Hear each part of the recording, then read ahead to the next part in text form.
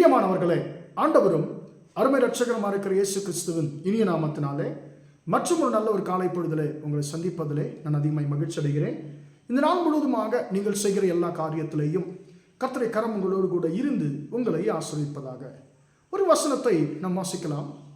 Mark சுவிசேஷம் 5ஆம் அதிகாரம் 36ஆம் வசனம் இப்படியாக சொல்லுகிறது, பயப்படாதே, விசுவாசம் உள்ளவனாய் இரு என்று சொல்லி இந்த வார்த்தை சொல்லுகிறது. அன்பானவர்களே, இன்றைக்கு நம்மை பார்த்து ஆண்டவராகிய இயேசு சொல்லுகிறார், என் மகனே, என் மகளே, நீ பயப்படாதே, விசுவாசம் உள்ளவளாய் இரு என்று சொல்லி கர்த்தர் நம்மை பார்த்து சொல்லுகிறார். அன்பானவர்களே, இந்த வார்த்தை எப்படிப்பட்ட நிலையிலே யாரை பார்த்து ஆண்டவராகிய இயேசு சொன்னார் என்று சொல்லி பார்க்கும் பொழுது, ஒரு ஊரில் ஒரு ஜெப ஆலயம் இருக்கிறது. அந்த ஜெப ஆலயத்திற்கு தலைவன் ஒருவன் இருக்கிறான். அவனுடைய பெயர் யவீரு என்று சொல்லி வசனம் சொல்லுகிறது. அவன் வியாதியாக இருக்கக்கூடியதான தன்னுடைய மகளுக்காக ஆண்டவராகிய இயேசு கிறிஸ்துவை தேடி வருகிறான்.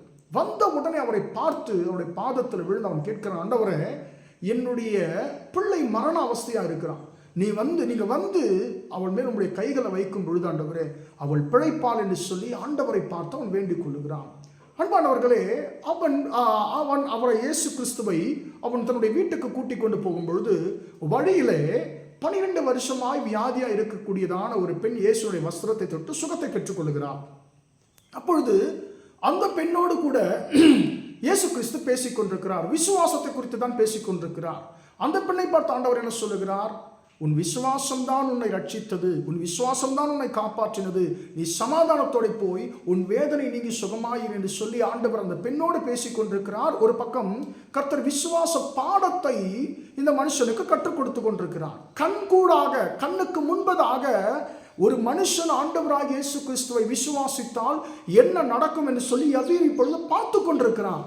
உடனடியாக எனக்கு அன்பானவர்களே, ஆண்டவராகிய இயேசு அங்கே பேசிக் கொண்டிருக்கும் பொழுது அங்கே உலகமும் அவனோடு கூட பேசுகிறதை நாம் பார்க்கிறோம். என்ன சொல்லுது, அவர் இப்படி பேசிக் கொண்டிருக்கையில், அதாவது அந்த பெண்ணோடு கூட ஆண்டவராகிய இயேசு பேசிக் கொண்டிருக்கும் பொழுது ஜெப ஆலய தலைவனுடைய வீட்டிலிருந்து ஒரு சிலர் வந்து, ஐயா, எல்லாம் முடிஞ்சு போச்சு, உன்னுடைய பிள்ளை மரித்து போய்விட்டது, இனி ஏன் போதகரை வருத்தப்படுத்துகிறீர், இதன் பிறகு அவர் வந்து ஒரு பிரயோஜனமும் இல்லை, எல்லாம் முடிஞ்சு போச்சு, காரியம் கைமீறி விட்டது, கையிலிருந்து போய்விட்டது, எல்லாம் முடிஞ்சிருச்சு என்று சொல்லி அந்த மனுஷர்கள் சொல்லுகிறார்கள்.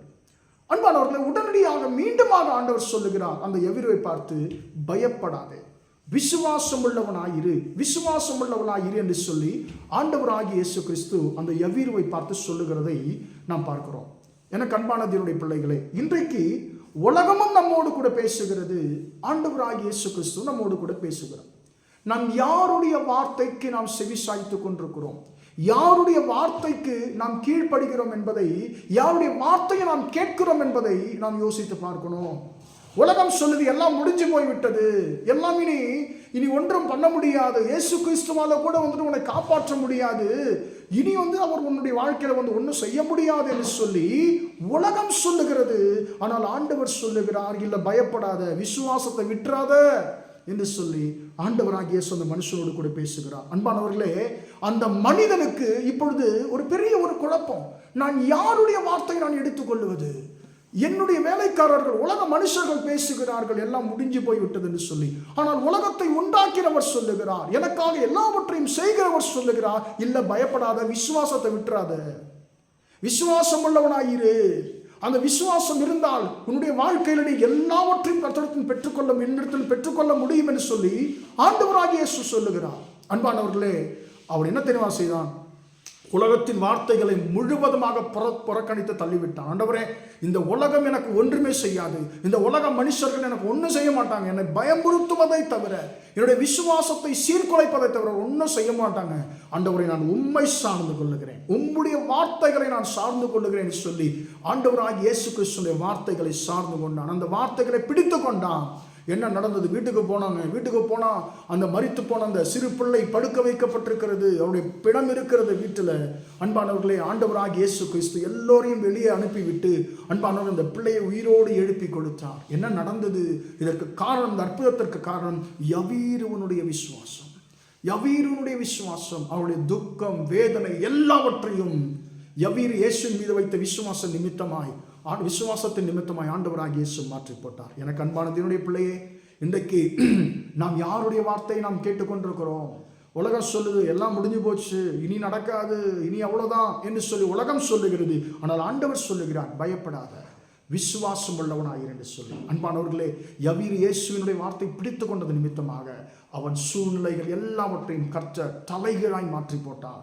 அன்பானவர்களே, மரித்து போனுடைய மகளை கர்த்தர் உயிரோடு எழுப்பி கொடுத்தார். அன்பானவர்களே, அவருடைய துக்கத்தை சந்தோஷமாய் மாற்றினார். இன்றைக்கு யவீருனுடைய வேதனைகளை மாற்றின கர்த்தர் இன்றைக்கு உங்களுடைய வேதனையும் கர்த்தர் மாற்ற விரும்புகிறார். உங்கள் எதிர்மறையான சூழ்நிலைகளையும் கர்த்தர் மாற்ற விரும்புகிறார். ஆனால் நாம் கர்த்தருடைய வார்த்தையை மட்டும் நாம் செவி கொடுத்து கேட்போமாக. உலகத்தின் வார்த்தைகளை நாம் ஏற்றுக்கொள்ளாதபடிக்கு, உலகத்தின் வார்த்தைகளை, உலக மனுஷனுடைய வார்த்தைகளை நாம் புறக்கணித்து தள்ளி நாம் இயேசுவை மட்டும் நாம் நோக்கி பார்த்து நாம் முன்னேறுவோமாக. நாம் ஜெபிப்போம். இரக்கமுள்ள தகப்பனே, உம்மை நன்றியோடு துதிக்கிறோம், ஸ்தோத்திரிக்கிறோம். இம்மட்டமாக அந்த வார்த்தைகளை கேட்ட உம்முடைய பிள்ளைகளை ஆசீர்வதியும் ஆண்டவரே.